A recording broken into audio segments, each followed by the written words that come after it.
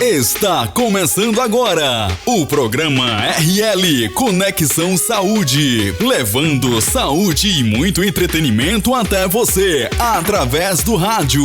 Apresentação, Dr. Ronaldo César e doutora Laiana Liz. Uma produção e realização da RL Clínica Integrada, levando informação e descontração para suas tardes de sábado, de um jeito diferente. Aqui discutiremos temas diversos relacionados à saúde e bem-estar. Fique ligado, interaja com a gente e dê sua opinião, que será sempre bem-vinda. Aumente o volume, porque estamos no ar. Programa RL Conexão Saúde.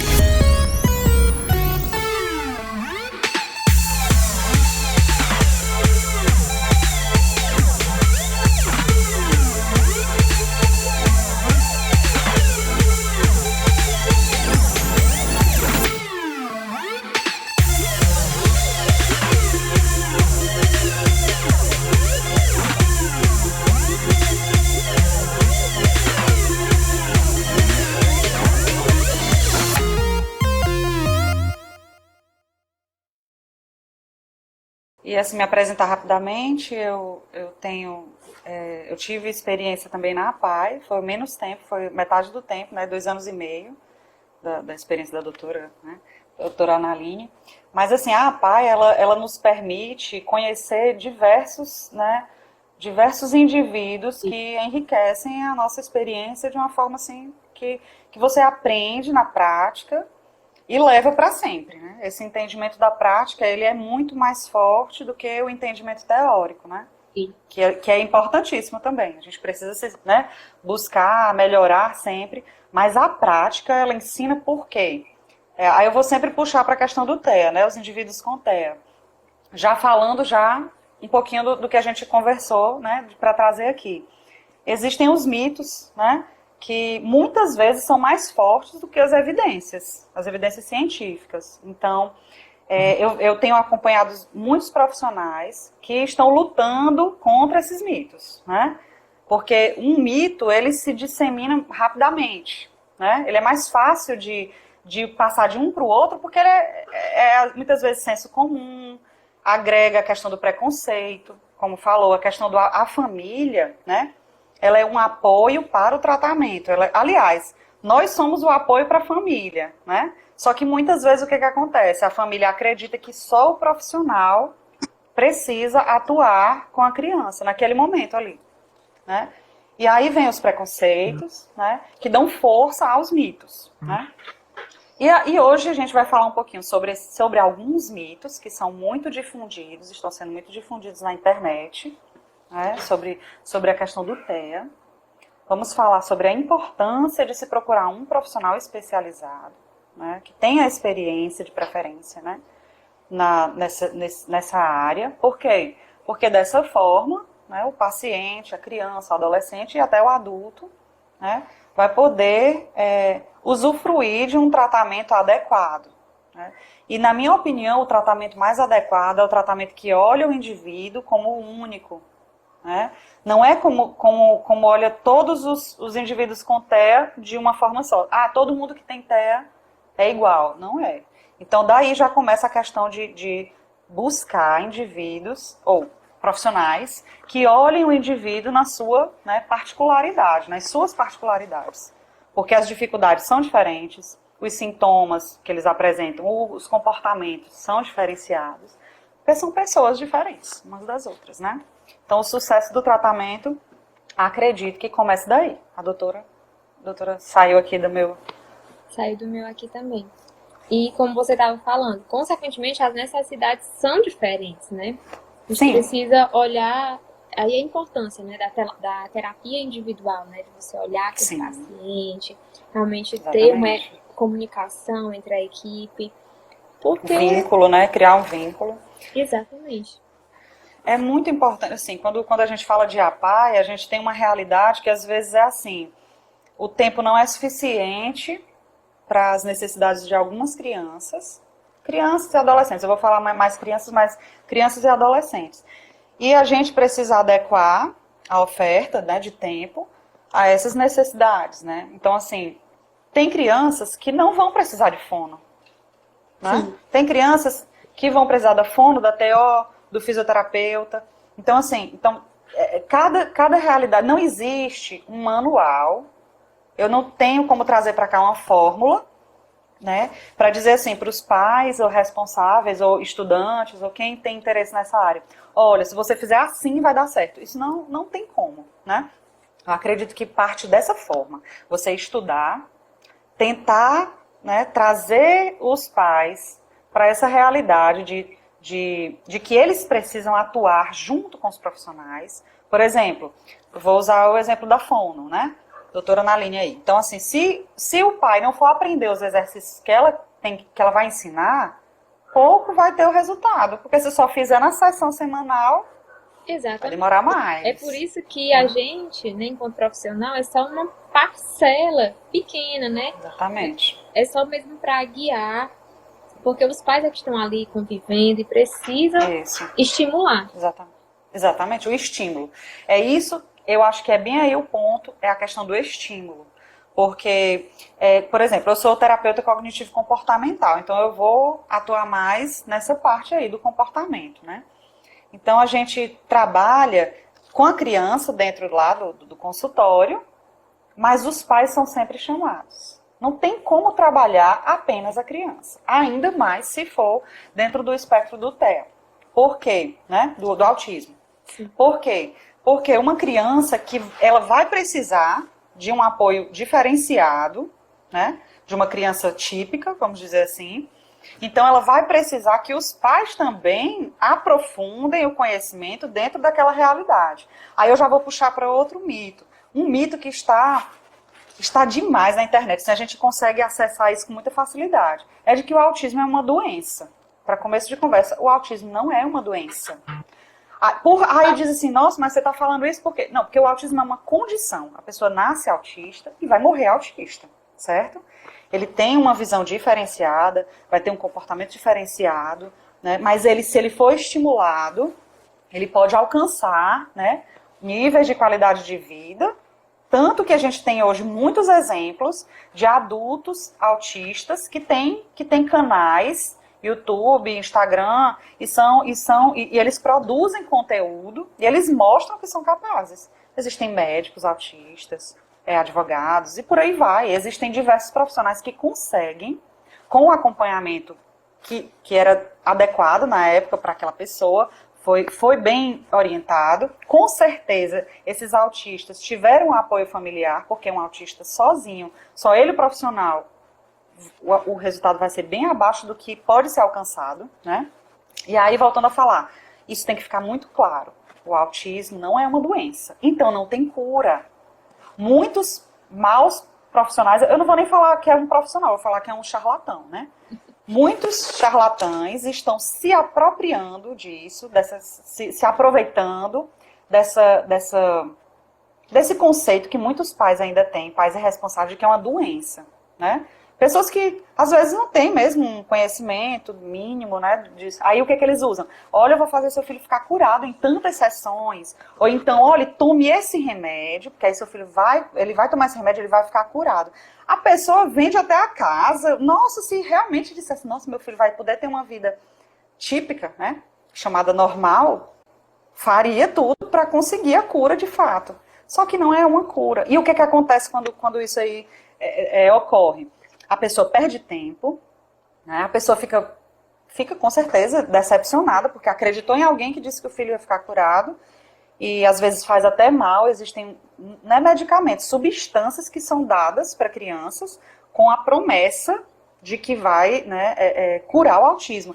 E é um desinfetante, eu não sei o nome, é o MMS, é um dióxido de não sei o quê. Se alguém pesquisar MMS, com muito cuidado, porque eles prometem o mundo, né?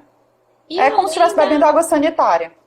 Meu Deus. Além da frustração dos pais, né, da família em si, porque apostou tudo naquilo e naquele momento, sim, que ainda não se entende muito bem como é que acontece e o que se recorre a tudo que é ofertado, né?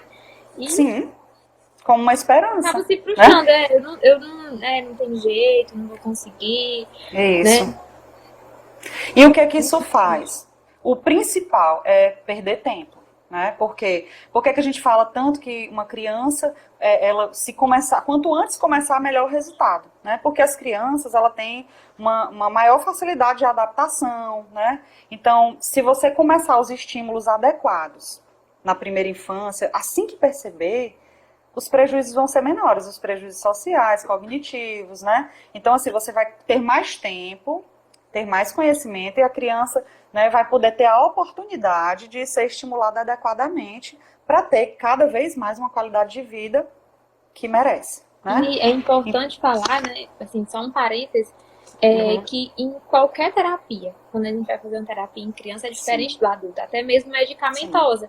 A criança responde muito mais rápido do que o adulto, do que o idoso. Então, da mesma forma, funciona para o autismo. Exatamente. E para outros diagnósticos, né? Sim, também, para outros. Porque, assim, às vezes a criança... O que é que muitas vezes acontece, que é outra coisa que a gente, né, ia falar muito. Os mitos que tem ao redor do autismo. Vamos falar da questão que a gente não pode esquecer. Aceitar o diagnóstico de autismo é muito duro, né? É bem aproximado, eu digo que é um luto mesmo. Quando eu atendo pais que estão investigando, fazendo avaliação, a gente percebe, é um luto. Então, assim, o filho ideal, vamos dizer assim, típico, não existe, né? Quando cai a ficha, vamos dizer assim. Então, é um processo que não é só a criança que vai atravessar, enfrentar, é principalmente a família, né? Vamos falar dos pais, né? Os pais e cuidadores responsáveis. São os que primeiro têm o baque, porque muitas vezes a criança ainda nem tem consciência do que está acontecendo. Ela tem aquela condição, mas ainda não teve a consciência, né? Enquanto os pais, o que é que eles vão ter que pensar? Começar, é como se fosse assim, começar de novo, né? Vamos respirar fundo para agora enfrentar uma nova realidade. Só que seria muito bom se de repente toda a família despertasse junto. Só que muitas vezes não é o que acontece. O que a gente, muitas vezes eu recebo em consultório é o quê? Apenas um dos pais, geralmente a mãe, né? Que leva, tipo assim, teimando, ela diz, eu trouxe aqui por minha conta, porque o pai já brigou comigo, que é mentira, que o menino não tem nada, assim, palavras bem, né, do que eu escuto. A minha mãe e a minha sogra estão com raiva de mim porque eu trouxe, porque disseram que eu falei muito tarde, ou meu marido era do mesmo jeito. Então, assim, eu tô falando do atraso de linguagem, que é um dos principais, né, que é mais notado. Então, diz assim, as pessoas querem o quê? Que a pessoa espere o máximo possível, mas só que nem sempre isso vai, como é que eu posso dizer? Vai diminuir a dor, a carga de se descobrir. Às vezes, inclusive, está muito tarde. Não é que não tenha jeito. Tudo tem jeito na vida. A questão é, quanto menos tempo se perder, melhor para o diagnóstico, melhor para os resultados, né? Melhor para o que a gente vai ver. E melhor para a aceitação, porque tudo isso a gente precisa mesmo de um apoio, né, emocional. Então, eu sempre digo, muitas vezes a gente se volta só para o autista, mas o pai e a mãe que estão ali, eles precisam de um apoio diferenciado também. Então, por aí que eu digo, um profissional que também tem essa sensibilidade, porque assim, eu já ouvi muitos relatos de pais que percebem algum tipo de atraso e levam no neuropediatra ou em um pediatra, e o pediatra já tantos anos de história, de carreira, diz assim, você não tá vendo não que esse menino é autista? Sabe assim, então assim, é uma coisa que é um baque, né? É uma violência desnecessária. Então, por isso que eu digo, o profissional especializado não é aquele que tem um monte de curso, não. É um profissional que tem a sensibilidade de perceber que o autista, ele tem uma rede, ele precisa de uma rede de apoio. Mas, às vezes, aquela rede de apoio está toda esburacada, porque está todo mundo destruído. Então, o que a gente tem que fazer? Refazer, né? Proporcionar esse apoio profissional e estimulá-los a perceber que a união, né, a questão a participação deles junto com os profissionais só vai trazer benefícios para todo mundo. Impressionante como a rede familiar é importante em qualquer situação, né? Sim. Na terapia medicamentosa, em qualquer tipo de tratamento, gente. Então, assim, percebeu que tem alguma coisa errada, ou então desconfiou, procure um profissional, né? Não custa nada você ter esse cuidado, para que não perca tempo. Porque se não for, Isso. tudo bem, ótimo, Isso. maravilhoso. Mas e se for? Né? Porque toda Uhum. criança ela tem um desenvolvimento já esperado, né? Claro que cada Isso. criança tem o seu tempo, mas até quando Não se a gente vai afasta esperar esse muito. tempo? Não se afasta Isso. tanto, Não né? não são marcos muito longe um do outro, assim, então... Cada idade tem o seu ganho, né? Tem Uhum. o seu marco, né? Isso, E da mesma exatamente. forma que tem a idade do dentinho nascer, né? Então se a Isso, criança, sei lá, com 1 ano ainda não tem nenhum dentinho, não é estranho? Então, da mesma forma, o desenvolvimento cognitivo. exatamente. E existe uma... Eu sigo muitos pais de autistas que têm se tornado estudantes do assunto. Eles deixaram os empregos que tinham e foram se especializar no autismo. Por quê? Para oferecer, né, a melhor vivência para o filho e, consequentemente, ajudam outros pais que ainda estão, né, buscando esse conhecimento. Então, eu conheço uma que, o nome dela é Poliana. O filho dela, ela começou a perceber que o filho dela era autista quando ele era um bebê. Então, ela está fazendo, não sei se é mestrado ou doutorado, exatamente nisso. Como detectar o autismo em bebês. Aí a pessoa vai falar, não é possível, isso é... Né? As pessoas que não querem aceitar, não vão querer acreditar que alguém consiga, né? Mas existem os sinais, né? É possível, tanto que ela identificou no filho dela, né?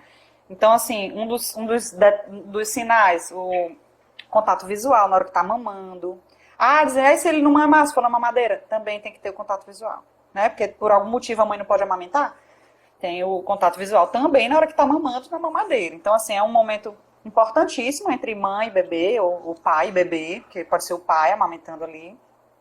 E o contato visual, ele também é um marco do desenvolvimento, então a gente vai observando, e aí é possível sim. Agora, eu gostaria de botar um parêntese, não é para a pessoa ficar paranoica, não é isso. Porque às vezes tem pessoas que, a gente sabe que os índices de ansiedade estão altíssimos, né, e tal. Então, assim, essa live é para acalmar, não é para deixar as pessoas, então eu vou começar a ver qualquer coisinha no meu filho e já vou pensar que é autismo. Não é isso. Mas por isso que é importante buscar um profissional para que se observe aquele comportamento. É importante também dizer que exame laboratorial não diz se é autista, tá bom, gente? Nem de imagem. Não tem essa definição. A avaliação diagnóstica é a questão comportamental. É um né? diagnóstico E ali, clínico. Clínico, pois é. Então, aí, por exemplo, uma fono, ela tem que ouvir a criança, ela vai ver, né, de que forma que há aquela dificuldade. Uma psicopedagoga vai ver a questão da aprendizagem, se está atrapalhando e tal. Então, assim, cada profissional dentro da sua área vai conseguir encaminhar ou observar. E muitas vezes a gente fica também na dúvida, a gente não sabe de tudo. Aí encaminha para um neuropediatra que tenha especialização, né, que tenha experiência com crianças, com o TEA. Então, assim, a gente tenta oferecer para o paciente o melhor, de acordo com a demanda que é trazida até nós, certo? Algumas crianças já chegam com muitas características, então, assim, a gente já consegue avaliar com mais facilidade o tratamento, né, o acompanhamento. Mas cada caso é um caso, não esquecer isso.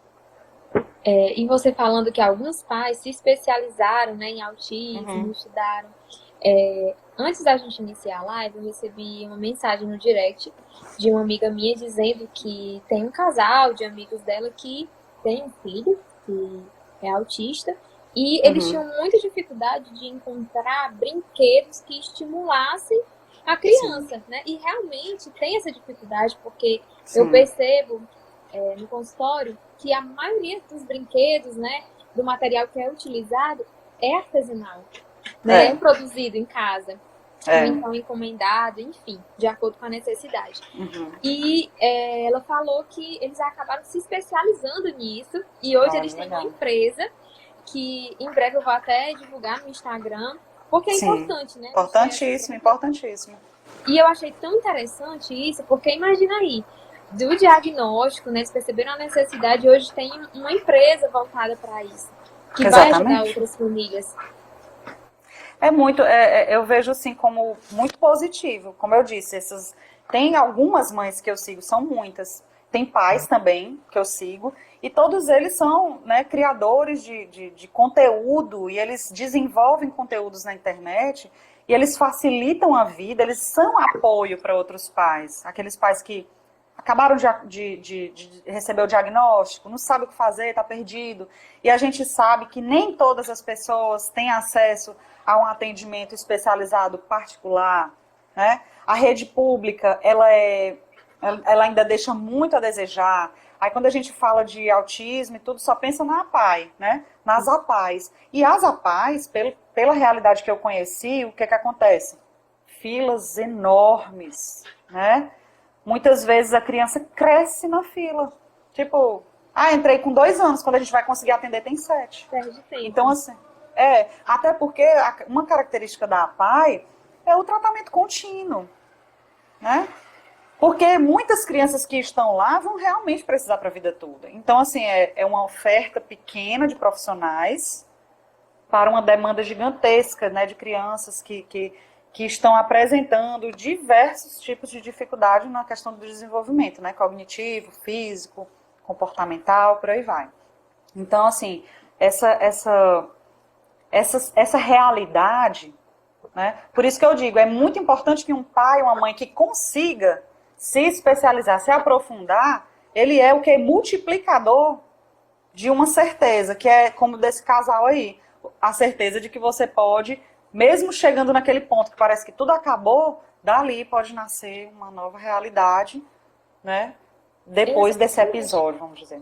E, como você falou, é esperança para pais que ainda não sabem o que fazer, não têm um direcionamento, e sim, acaba que muitas vezes eles não querem ir direto para um profissional, né? Justamente por aquele luto ainda que ele está vivendo. Uhum. E aí, esses pais são ponto de apoio inicial, né? Porque eles vão, né, tentar ajudar, guiar, né? Sim. Dizer o que fazer inicialmente, né? Pelo menos fazer uma orientação.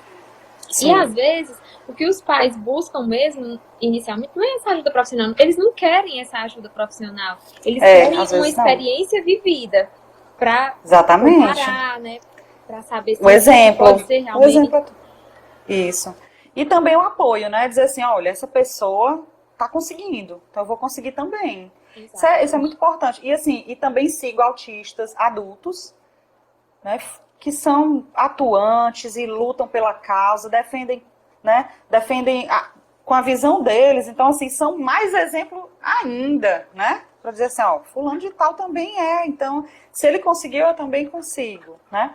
Aí, e aquela questão, eu sempre digo isso, dentro de todo tipo de atendimento tem que haver o respeito ao extremo, né? Porque, assim, nem toda criança vai conseguir desenvolver, né? Outro mito que tem, todo autista é superdotado. Muitas pessoas ainda pensam isso, né? Com certeza. Tem um dom. Todo autista. Tem um dom, eles têm que ter um dom. E aí fica às vezes fica até aquela decepção. Nossa, qual é o dom dele, né? Ele aprendeu. Então, assim, isso por quê? Porque em alguns filmes isso foi colocado. Querendo ou não, o autismo, ele tomou, assim, não é que tomou uma proporção. Eu acredito que muitos casos estão sendo diagnosticados e dá a impressão de que é muito novo o autismo, né? Mas o autismo já existia, talvez numa proporção menor, né? E veio aquele mito da vacina, que tem gente até hoje que acredita que a vacina é a tríplice viral, é que causa o autismo. Tem pessoas que realmente acreditam nisso, deixam de vacinar seus filhos, né? Aí o que é que a gente vai falar? Importante, muito importante. O próprio autor desse estudo, que foi, né, extremamente enviesado, não foi um estudo que não foi bem feito, foi uma hipótese que ele levantou, ele mesmo se desculpou. Eu não vou lembrar o nome dele agora. Ele mesmo se desculpou, né? E aí não conseguiu reverter. Tá vendo como é perigoso às vezes a gente passar uma informação? Por exemplo, outra informação que está muito, muito atual, principalmente na pandemia. O excesso de tela, exposição à tela. Lembra da pergunta, né, Laena? O celular, ou o computador, ou televisão, o excesso de tela, né, da exposição às telas, pode causar o autismo. Não, gente, não pode. Pelo amor de Deus, não pode. tá bom? Como eu volto a dizer, o autismo não é uma doença, não é um problema de vista, que eu vou ficar assistindo televisão, eu vou ficar com problema de vista, aí eu posso botar um óculos ou fazer uma cirurgia e fiquei boa. Não é isso. A criança já era, né? Já tinha, né? Talvez não tenha ficado evidente todo o comportamento necessário para se fazer um diagnóstico, tá bom? E outra, vamos dizer a realidade, muitas crianças, né, são negligenciadas na sua primeira infância, né? Muitas crianças passam mesmo muito tempo na tela, isso é ruim para qualquer criança, típica ou atípica, certo? A exposição de telas é ruim para nós, adultos, para todos nós. Então, assim, a superexposição, né? Então, o que é que a gente pensa? Muitas crianças são negligenciadas, não são estimuladas. Tem pais que não conversam com seus filhos, né? Então, como é que quer estimular, perceber algo se você nem se coloca à disposição da criança? Tem pais que nunca se sentaram para brincar com seus filhos. Deixa tudo a cargo de alguém, outra pessoa. Aí usa a desculpa do trabalho. Certo, mas ninguém trabalha 24 horas por dia. Ninguém. Uma hora tem que ir para casa, né? Então, assim, não é a quantidade. Ah, vou ter que brincar, viver brincando com meu filho. Não. Mas se você puder brincar meia hora, mas se for com ele que você estiver brincando, se você esquecer celular, televisão, problema, se você brincar com seu filho, você vai conseguir perceber de que forma ele se comunica. Por quê? A comunicação principal da criança é a brincadeira. Então, por aí, a gente vai tirando. Aí você imagina, 2 anos sem escola, que é o que a gente vai viver, viu? Já viveu um, se preparem para o próximo. Com certeza. Então, assim, 2 anos sem escola. Muitas crianças estão extremamente negligenciadas. Muitas vezes por preguiça de fazer a tarefa com a criança. Vamos ser, né, sinceros, vamos ser aqui... Por falta de tempo, né? E a gente sabe que não é assim, né? Mas claro que tem muitos pais que se dedicam. Olha, eu vejo pais que fazem a diferença na vida da criança, assim, de forma brilhante, sabe? Pais que os profissionais disseram, esse menino vai aprender nada. Aí dá logo um diagnóstico de deficiência mental junto com autismo. Nem chama de profissional, né? Mas tem lá o CRM, né? Então, o que acontece? Aí diz assim, olha, seu filho, isso é um fato real. Seu filho não vai aprender nada não, viu? Ele tem deficiência mental grave, não sei o que, e pronto, aí acabou com as esperanças da mãe. A mãe não se abateu, ensina até hoje pro filho, ensina, ele aprendeu sim, ele aprendeu as vogais, aprendeu o alfabeto, aprendeu os números e tá aprendendo. No ritmo mais lento, porque ela quase não tem instrução, mas ela tá lá fazendo a diferença. Então eu não tô falando só que existem pais ruins, não, pelo amor de Deus. Existem muito mais pais bons que prestam atenção nos seus filhos. Essa é a nossa... Isso é o que dá, né, assim, esperança, né, gente? Por isso a importância, né, dos pais na terapia, dos pais perceberem, dos pais observarem. E uma coisa que a minha avó diz e que eu guardo pra minha vida, mais vale a gente querer do que poder. Às vezes não é a condição financeira que vai definir, não é um diagnóstico médico, mas se a gente se dedicar e procurar ajuda, hoje a internet tá aí, mas veja lá quais as informações, né? Com profissionais, com pais, com pais que têm essa experiência já, que possam realmente ajudar. Isso. É muito importante, eu sempre digo, procurem saber quem é o profissional que vai atender o filho de vocês. A gente tem um número de registro. Primeira coisa, pegue o númerozinho. Qual é o seu número, doutora? Tá aqui meu número, é esse. E é para estar nas nossas propagandas. Você vai lá no site, referente ao conselho, é dentista, médico, psicólogo, todo mundo, todos nós temos um registro. Vá lá, veja. Exatamente. Aí diz assim, tá ok. Gente, tem profissional que trabalha sem registro. É o exercício legal da profissão. Porque tem gente que quer ganhar dinheiro e não está nem aí se vai causar um dano na criança. E aí já abre espaço para outro assunto. Mas eu digo assim, procurem saber quem é o profissional que vai entrar naquela sala sozinho com seu filho. Escute o seu filho, né? Outro detalhe importantíssimo. Existem profissionais que impedem os pais de entrarem no consultório. Isso não pode existir, né? É muito diferente quando a criança já gosta de ir, já se acostumou, vai por ela mesma, né? Mostrando confiança. Então, assim, os pais têm todo o direito de estar junto. Por quê? Até porque é um processo, gente. Né? Uma criança não é obrigada de repente se dar com aquele profissional porque é um profissional. Não, o pai tem todo o direito, a mãe, inclusive para aprender o que é feito dentro da sessão, conhecer. Depois de um tempo é natural, a criança vai sozinha. Ei, tia, entra e vai. Então, assim, é até um sinal de que tá tudo ok. A criança ir sozinha, sem medo, sem choro, tá bom? É outra dica que eu dou, que é para ser utilizada. Procurem sempre perguntar para o profissional por quê que esse diagnóstico é isso. O que é esse diagnóstico? Muitos pais dizem assim, eu não sei qual é o CID dele. Aí me mostra o papel, é um monte de CID. Eu digo, você sabe o que é isso? Não, não sei. Aí dá um remédio que não sabe para que serve, o que vai causar. Então, assim, a gente precisa também exigir do profissional. Pergunte e exija. Todos. E ao todos. sair da terapia, né, se a criança está sozinha com o profissional, oi, doutora, o que foi trabalhado hoje? O que eu posso fazer em casa, né, essa semana? Tem todo o direito. Todo o direito. direito. Até porque, como a gente fala, em casa é que os pais, né, os cuidadores é que vão desenvolver aquele trabalho para que na próxima... Dá continuidade, exatamente. Então... Porque, principalmente no TEA, eles precisam de um estímulo mais contínuo, de rotina. Então, eu sempre digo, gente, se a família não entrar, né, dentro desse contexto, se ela não abraçar a causa, não é só para postar a foto, né, dizer, isso, meu filho aquilo. Não, é no dia a dia mesmo, né? Se a pessoa não abraçar isso, de verdade, o maior prejudicado é o próprio filho. E, inclusive, também os pais, porque a criança vai virar adulto. Vai virar adulto. Vai virar adolescente, vai virar adulto. Então, assim, não vai viver sendo um bebezinho, uma criancinha que é mais fácil de... Então, assim, é importantíssimo que a gente perceba como pode ser prejudicial o não tratamento, né, adequado. Tem uma pessoa perguntando, Laiana, mas eu não consigo ler. Pronto. É a Ana... A Luma, minha comadre. Eu não consegui ler. Pronto, vou ler pra você. Ela disse que tem um sobrinho autista que os pais não aceitam. Querem tratar a criança como se não tivesse nada, né, como se fosse uma criança típica.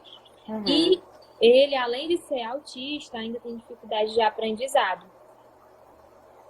Olha, Ana, essa realidade, infelizmente, ainda é muito comum. Justamente por isso, pela não aceitação. Tem pessoas que ficam com raiva. Se você sinaliza, tipo assim, você já percebeu como ele é diferente, tá? Então, assim, às vezes pessoas do convívio familiar ou amigos ali querem dar uma ajuda e ainda ficam de vilões, né? O que é que pode acontecer, né? Esses prejuízos, eles podem se tornar, agregar comorbidades na vida da criança. Às vezes a criança fica exposta a uma realidade que não está recebendo o tratamento adequado e, vamos falar assim, o autista leve, né? Porque tem as classificações. Um dia ele vai chegar na escola, na adolescência, e ele vai começar a perceber, né, que é diferente. Imagine, porque as pessoas têm a falsa ideia de que os autistas não sentem, né? Esse é outro mito, né? Que eles não sentem. E é o contrário, muitas vezes eles sentem demasiadamente, eles são muito sensíveis e por isso eles se afastam.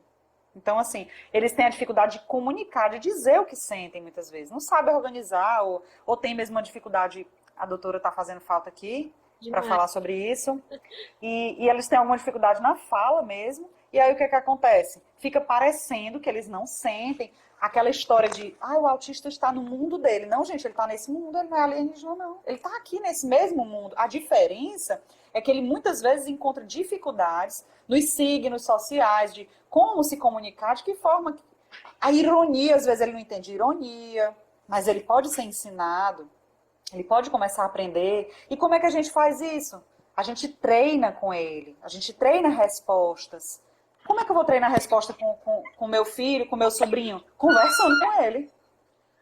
Né? Conversando com ele, estando com ele. Não tratando o autista, como diz, como esse daí que a Ana falou. Como se ele não tivesse nada. Então, assim, eu vou trazer demandas que eu traria para uma criança típica e ele que se vire, né? Aí aqui, ainda tem a questão de que os próprios coleguinhas já reparam nessa diferença.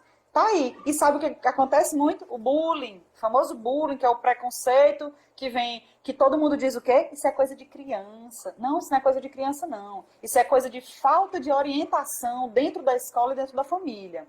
Isso é formação de caráter. Né, dessa criança. Exatamente. Porque ninguém sabe lidar com a criança, né? Aí acaba. Exatamente. Vou tirar, olha, e eu vou dizer uma coisa, eu atendi autistas adolescentes e muitos, né, me disseram, tia, eu não quero mais ser autista. Sabe, assim, é uma dor tão grande que a gente... O que é que a gente fala para um adolescente? Tia, eu não quero mais ser autista. É muito ruim ser autista. Então, assim, e imagine aí aquela questão da falta de aceitação dentro da família, às vezes, de se falar nesse assunto de forma aprofundada, mas também de forma tranquila, de forma, né, de mostrar o valor da pessoa, independente da sua condição, tá certo? E isso é real, gente. Muitos vão tomar como é que diz? Essa consciência que os coleguinhas já notam que ele é diferente, aí começa o bullying. Ah, ele nem percebe, ele é assim, ele é desligado. Percebe sim. Tantos que alguns se tornam o quê? Agressivos, aí causa mais um problema. Gente, é tanta coisa que pode acontecer, sabe? De fato, cada caso é um caso, mas uma coisa que é certa, os prejuízos sociais de quem não faz acompanhamento, tendo o diagnóstico de autismo, são muito graves os prejuízos. Não só para o autista, mas para a família. Certo? Às vezes os filhos sofrem bullying. A aluna colocou assim, aí a mãe e o pai vão reclamar, mas não olha as atitudes que eles fizeram. Sim. Falta de responsabilidade deles, né? A Saraline, se conscientizasse a população, era bom. Era. Inclusive, eu acho que esse tipo de assunto, ele precisa ser bem difundido, bem falado.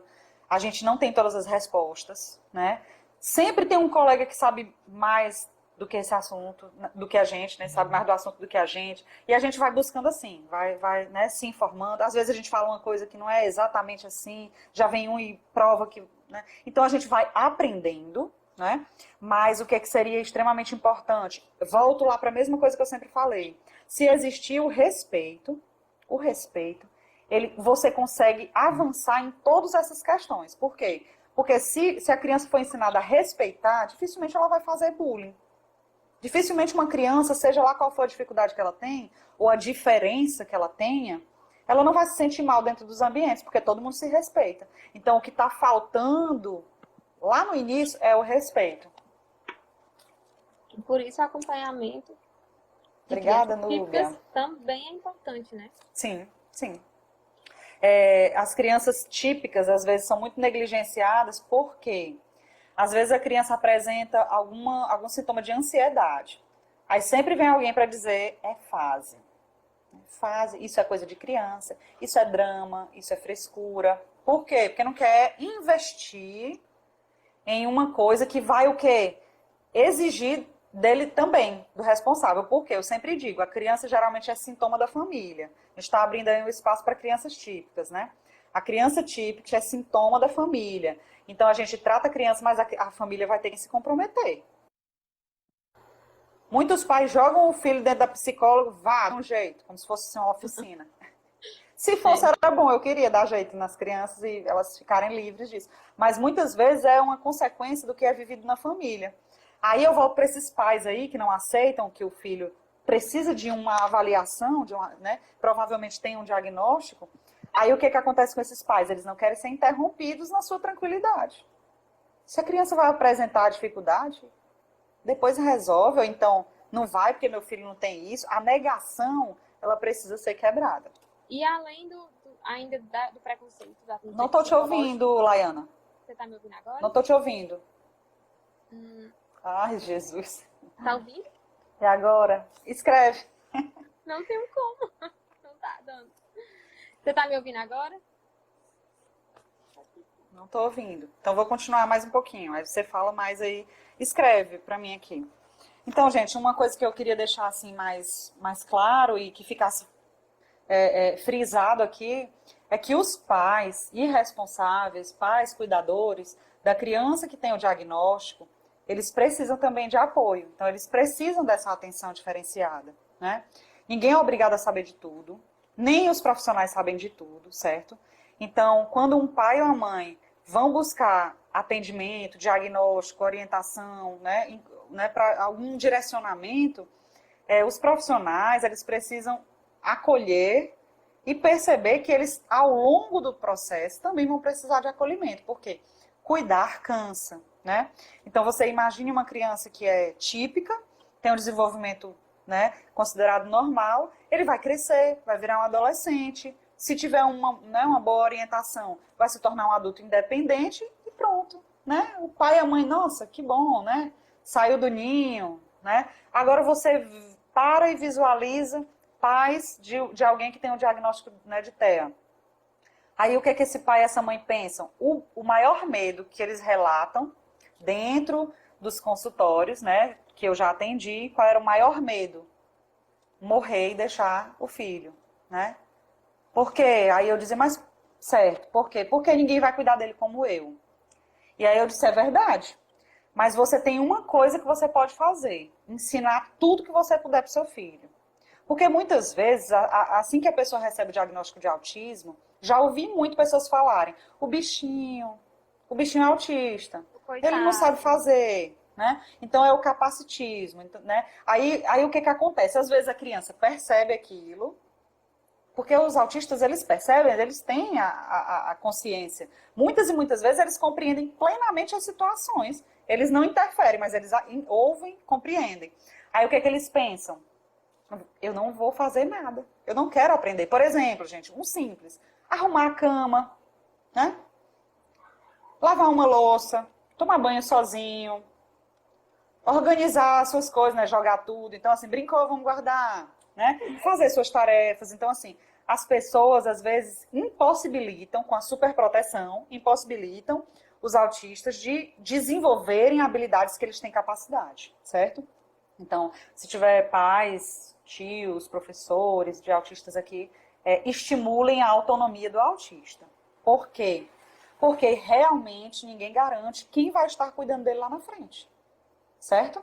Aí a gente passa para essa realidade de pandemia, quando a vida, né, está sendo mostrada de forma tão frágil, né? Quantas pessoas estão perdendo seus entes queridos, quantas crianças estão ficando órfãs, dentre essas crianças, quantos são autistas? Então a gente pensa assim, poxa, eu como profissional, ou como tia, como mãe, como avó, o que eu posso fazer por essa criança? Aí eu digo para você, ensine tudo que você puder ensinar, certo? Tem diversas pessoas autistas, adultas, que vivem sozinhas, que moram só. Por quê? Porque de alguma forma foi proporcionado a elas essa questão da autonomia. Aí pode me dizer, nossa, mas eu não tenho dinheiro para psicólogo, nem para terapeuta ocupacional, nem para fono. Faça o que você pode.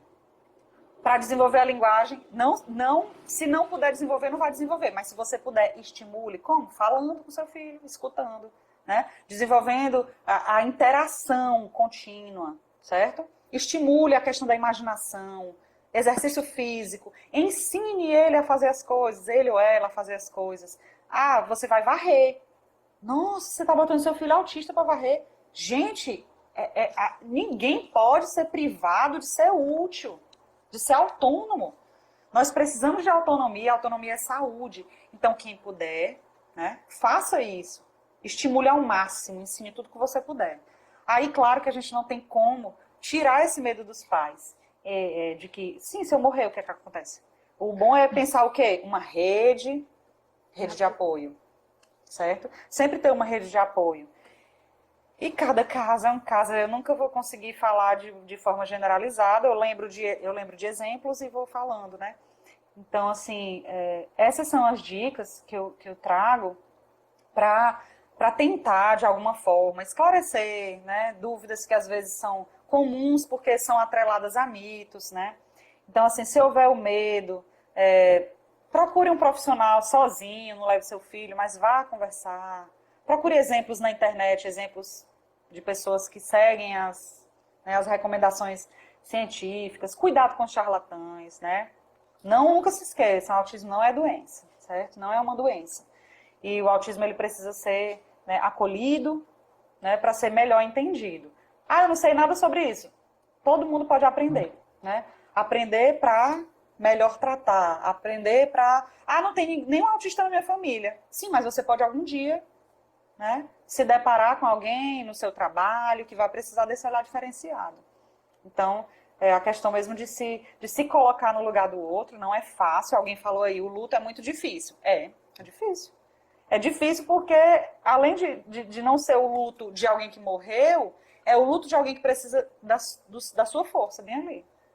Então você vai ter que morrer, se sentir mal e renascer para começar a ver de outra forma, né? A ver aquela situação de outra forma. Tá muito difícil, procure apoio profissional, familiar, né? Se a família não colabora, procure apoio de quem colabora. Não se feche no seu mundo com ele. Eu não tô te ouvindo, que droga.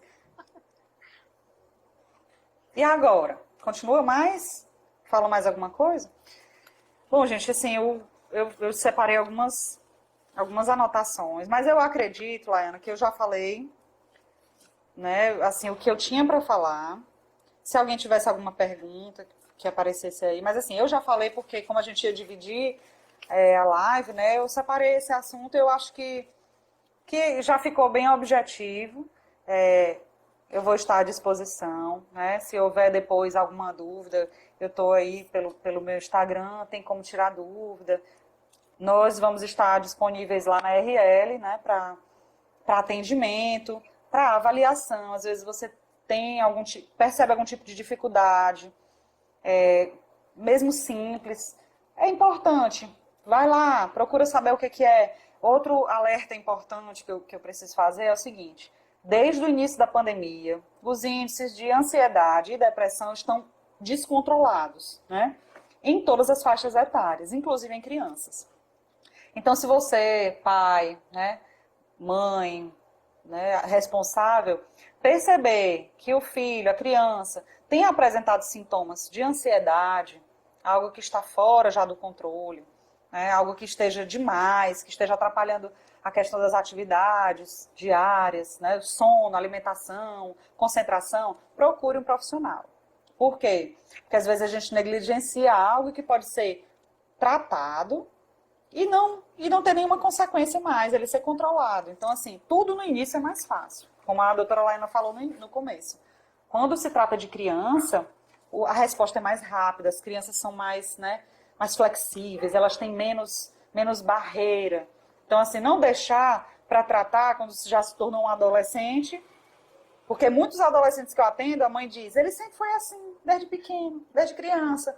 Então, assim, investir na questão da saúde, né? Saúde mental, ela segura todo o restante do organismo. Então, é isso aí, tá bom? Agora a gente... a criança portadora de TEA tem tendência a desenvolver outras doenças? Olha, a Maria Aldênia. Maria, deixa eu falar. Tem, que a gente chama de comorbidades, mas eu vou fazer um parêntese aí. Outras doenças não, porque o TEA não é uma doença, né, que a gente falou bastante aqui. Então, ele tem sim, ele pode agregar o toque, ele pode desenvolver o toque, se desenvolver uma grande ansiedade, porque algumas crianças que têm o TEA têm muita ansiedade, às vezes algumas tomam medicamentos que geram ansiedade, e aí precisa fazer uma correção nos comportamentos, né? Até medicamentosa também, às vezes. A criança pode agregar outros transtornos, certo? Deficiência mental, que a gente chama de retardo mental, né? Que agrava a questão do aprendizado. Então, são outras situações que precisam ser diagnosticadas, né, dentro dessa observação feita por um profissional, tá bom? Mas é aquela coisa, não esqueça, né? Cada caso é um caso e precisa do olhar do profissional. A Josi, ei Josi, sou professora, tive um aluno que passou em várias escolas e sofria bullying. Foi convidado a estudar na escola em que trabalha e antes dele começar, nós tivemos conversas e esclarecimento com outros alunos. Foi maravilhoso, porque ele se adaptou muito bem. Então, tá vendo? A questão da intervenção de um professor que tem um olhar diferenciado, né, pode fazer a vida daquela pessoa se modificar. Às vezes os alunos praticam bullying porque um começa e os outros vão atrás. Infelizmente, né? Às vezes o bullying, ele gera diversos problemas, como a depressão, por exemplo. A depressão, ela é um problema, né, que pode se iniciar na infância, tá bom? Então, um professor que procura se olhar para o aluno com empatia, né? Observar os outros, porque ela é professora de espanhol. Ela podia muito bem nem ligar para isso aí, né? Não vou me preocupar com isso. Isso não é problema, isso é problema da família dele, né? Problema da diretora. E é isso que acontece muitas vezes, as pessoas passam o problema para outras pessoas, sendo que elas podem fazer a diferença ali, certo? Isso, Maria. Então, assim, Deu para ficar claro, né? Então, assim, a pessoa, né, com o transtorno do espectro autista, pessoa com TEA, indivíduo com TEA, pode sim ter outras comorbidades que precisam também ser acompanhadas, tá bom? Alguém mais teria alguma pergunta? Acredito que não, né? Deixa eu ver se passou alguém aqui que fez pergunta. Nós estamos com esse problema, eu não sei se vocês...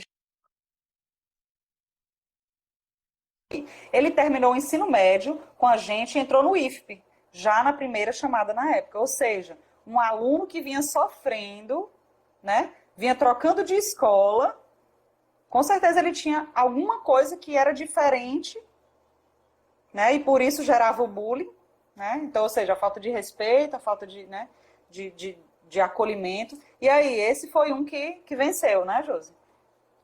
Parabéns pela intervenção, pela sensibilidade, né? Eu acho que a gente sempre tem que falar dos exemplos que a gente vive, como professor, como médico, como psicólogo, como enfermeira. A gente vivencia muitas situações, às vezes fora do nosso trabalho, e a gente precisa divulgar isso, que serve de apoio para outras pessoas, né? Serve de exemplo. A gente também precisa ser exemplo de esperança. Não... Pode encerrar, né? Então, assim, eu vou fazer a parte da Laiana, que ficou sem voz, no dia da voz. Hoje é comemorado o dia da voz. A doutora Analine não teve a oportunidade de falar conosco. Não sei o que aconteceu, acredito que foi a questão da conexão. Em um outro momento, eu acredito que terá outra live com a doutora Analine falando sobre a atuação do fonoaudiólogo, que é importantíssima. Inclusive, é porta de entrada. Muitos professores mandam para o fono para não ofender os pais, para os pais não ficarem muito, porque quebrem esse mito de que psicólogo é para doido, gente. E outra coisa, não é doido o nome, pelo amor de Deus, né? Então, assim, vamos, se todo mundo pudesse fazer terapia, nossa senhora, o mundo ia ser outra coisa, né? Então, assim, vamos quebrar esses paradigmas. Então, na próxima live, eu acredito que será só a doutora Laiana com a doutora Analine. Participem, juntem suas perguntas. Quem tinha perguntas para ela, fono, guarde, que vai ser marcado um outro momento com ela, tá certo? Então, a doutora vai encerrar. Eu queria agradecer a participação, né? Eles estão te ouvindo. Não, estou te ouvindo. Então, tu pode falar com eles. Tá ouvindo ela, né? Oi, Lucas, tudo bem? Boa noite. E eu quero agradecer a presença de todas as pessoas que estiveram aqui, né? E quem vai nos ouvir posteriormente, esse programa, essa entrevista aqui, entrevista não, esse momento, essa live, vai ficar gravada e depois a gente pode ser tirado as dúvidas em outros momentos, tá bom? E você pode falar com eles agora, Laiana, que eles estão te escutando. Encerre aí, tá bom? Obrigada. Tchau, tchau. Muitíssimo obrigada, doutora Gabriela. Você não está me ouvindo. Que sensação ruim essa da não comunicação. Isso é muito ruim. Mas queria muito agradecer a todos vocês que estiveram aqui com a gente. Foi um prazer. A gente está sempre aqui à disposição. A intenção das nossas lives é justamente esclarecer, como a doutora Gabriela bem pontuou.